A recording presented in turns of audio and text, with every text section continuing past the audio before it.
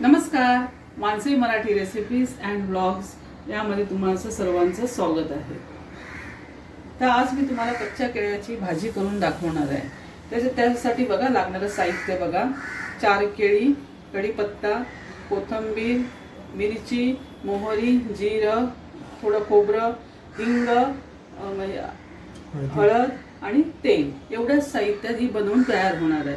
तुम्हाला मी आता दाखवते केळी कशी म्हणजे केळी कसं हे करायचं, केळ्यांचं स्लाइस कसे करायचे हे मी भाजीसाठी ते मला दाखवते।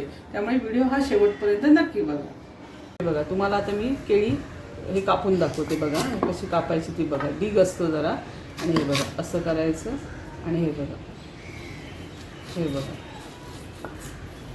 हे बघा आणि पाणी पण घ्यायचं टोपामध्ये, नाहीतर ना केळी आपण अशीच नुसती बाजूला ठेवली ना तर ती काळी पडतात, म्हणून ती पाण्यात टाकायची। आपण हे सर्व काळे म्हणजे कापून घेईपर्यंत आपण असं पाण्यातच टाकावे लागतं, नाहीतर मग ती काळी पडणं असंच ठेवलं तर, म्हणून पाणी वापरायचं। हे बघा अशी साल काढून घ्यायची। हे बघा आपण केळीची कापं पण आपण चूरणाची कशी भाजतो तशी पण आपण भाजू शकतो, चविष्ट लागतं। हे बघा, आणि हे तुम्हाला आता कसं पाहिजे, जरा मोठी पाहिजे तर मोठी घ्यायची, छोटी पाहिजे तर छोटी। आता मी 2च भाग केले। हे बघा आता हे असं कापायचं, हे बघा असं कापायचं आणि पाण्यात टाकायचं। हे बघा मी ते फोडी आहेत ना त्या केळ्याच्या काळ्या पडणार नाही।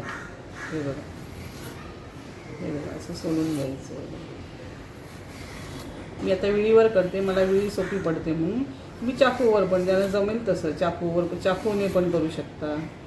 केळ्याची भाजी चविष्ट होते। तुम्हाला जर कांदा वापरायचा असेल ना तुम्ही कांदा वापरू शकता, पण मी या रेसिपीमध्ये कांदा नाही वापरणार आहे। विदाऊट कांद्याची पण छान होते, एकदम चविष्ट लागते। तर केळ्यामध्ये 2 प्रकार असतात, सावर बोंडी पण असतात आणि अशी आपली नॉर्मल पण असतात। सावर बोंडीची पण चविष्ट लागते, थोडाफार चवीमध्ये फरक असतोच। हे बघा असं काढून घ्यायचं, म्हणजे पोळ्या आपल्या काळ्या पडणार नाही। हे बघा अशा पद्धतीमध्ये मी दोन्ही केळ्यांची सालं काढून पोळ्या करून घेते। तुम्हाला मी अशा सर्व केळ्याच्या पोळी करून घेतल्या, पाण्यात टाकून। हे बघा सर्व असं मी पोळ्या करून घेतल्या सर्व केळींच्या, बघू शकता पाण्यात, त्यामुळे काळ्या पडलेल्या नाही। आता तुम्हाला मी भाजी करून दाखवते। आता हे बघा मी पॅन ठेवली आहे, पॅन चांगली गरम झाली। आता तुम्ही त्याच्यामध्ये तेल टाकून घ्यायचं, तुमच्या आवडीप्रमाणे तेल टाकून घ्यायचं। तेल चांगलं टाकलं की ह्यामध्ये जाईल मोहरी छान तडतडली की मग जिरं टाकायचं।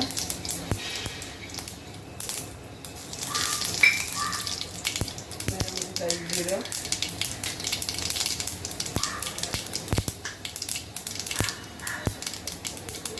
थोडा हिंग, नंतर मिरची, कढीपत्ता,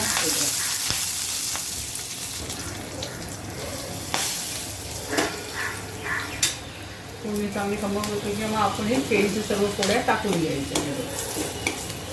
बघू शकता पोळी चांगली खमंग झाली आहे। हे बघा आता तुम्ही सर्व केळीच्या फोडी टाकून घ्यायच्या। हे बघा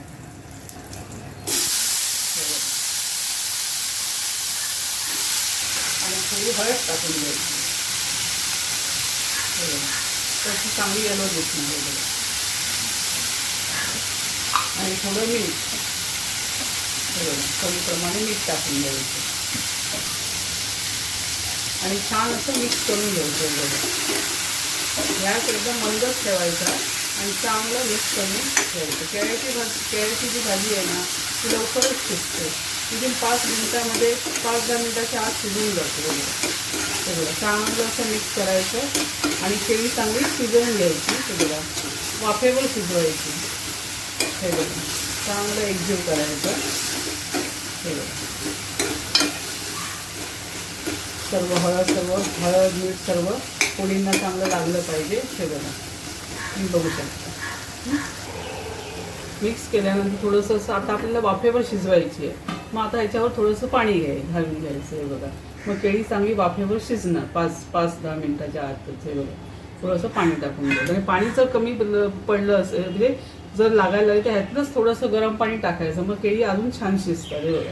आता तुम्ही बघू शकता. आता ही मी केळी वाफेवर शिजवून घेते 5 मिनिटात.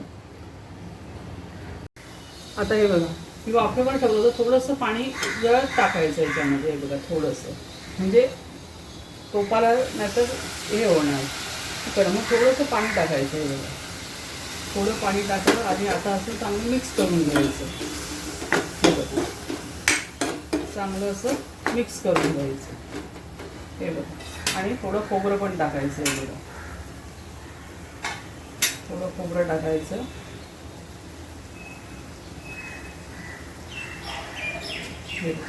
आणि चांगलं मिक्स करून घ्यायचं आणि परत वाफेवर केळी किती शिजली आहे त्याचा अंदाज घ्यायचा हे बघा. केळी तर लवकर शिजतातच पण आपण फिरवून हे बघा. आता आपण थोडंसं पाणी टाकल्यामुळे थोडीशी असं ग्रेव्ही टाईप झालं हे बघा. थोडंसं असं लबलबीत झाली हे बघा भाजी. वाटल्यास तुम्हाला अजून हवं असेल तर थोडं हेच गरम पाणी टाकायचं वाफेवरचं हे बघा. हे बघा असं जरा टाकायचं म्हणजे भाजीला थोडंसं असं म्हणजे असं ओलसर होतं जरा भाजी हे बघा. ही बघा चांगली अशी ओलसर होणार हे बघा.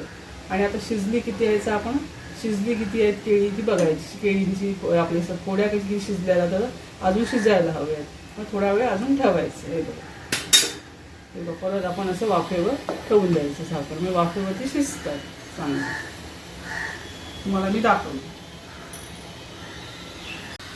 तुम्ही बघू शकता हे बघा. मी आता परत 2-3 मिनिटांनी 4 मिनिटांनी बघते हे बघा. हे बघा केळी शिजून बघा आपली कशी झाली हे बघा.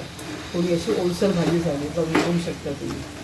आता ही शिजली की नाही आपण बघा चेक करायची. शिजली असतील हे बघा जरा चेक करायची आपण शिजलीत की नाही हे बघा. तुम्ही आता बघू शकता हे बघा शिजली की नाही बघा. शिजली आहेत बऱ्यापैकी हे बघा.